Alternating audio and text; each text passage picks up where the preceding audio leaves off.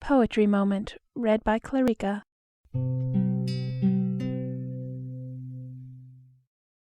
The Affliction of Margaret by William Wordsworth.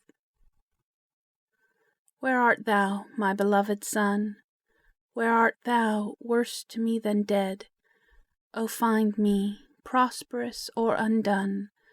Or if the grave be now thy bed, why am I ignorant of the same, that I may rest, and neither blame nor sorrow may attend thy name? 7 years, alas, to have received no tidings of an only child, to have despaired, have hoped, believed, and be for evermore beguiled. Sometimes with thoughts of very bliss I catch at them, and then I miss.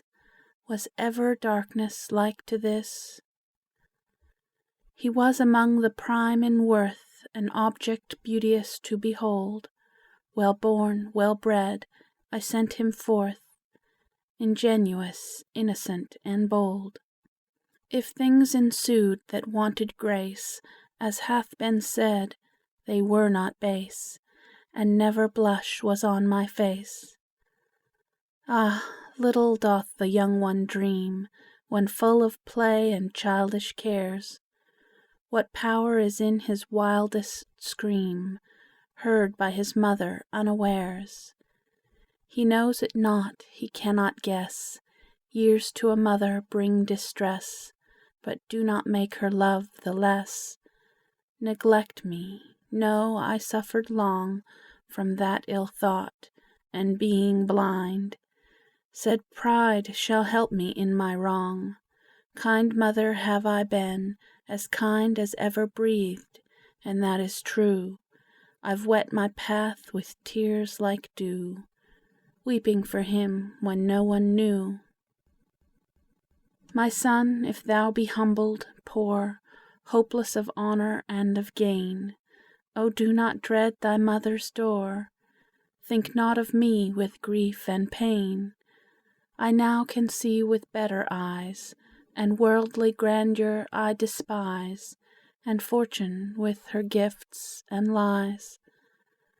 Alas, the fowls of heaven have wings, and blasts of heaven will aid their flight. They mount, how short a voyage brings the wanderers back to their delight. Chains tie us down by land and sea, and wishes vain as mine may be all that is left to comfort thee. Perhaps some dungeon hears thee groan, maimed, mangled by inhuman men, or thou upon a desert throne inheritest the lion's den, or hast been summoned to the deep, thou and all thy mates, to keep an incommunicable sleep. I look for ghosts, but none will force their way to me. 'Tis falsely said that there was ever intercourse between the living and the dead.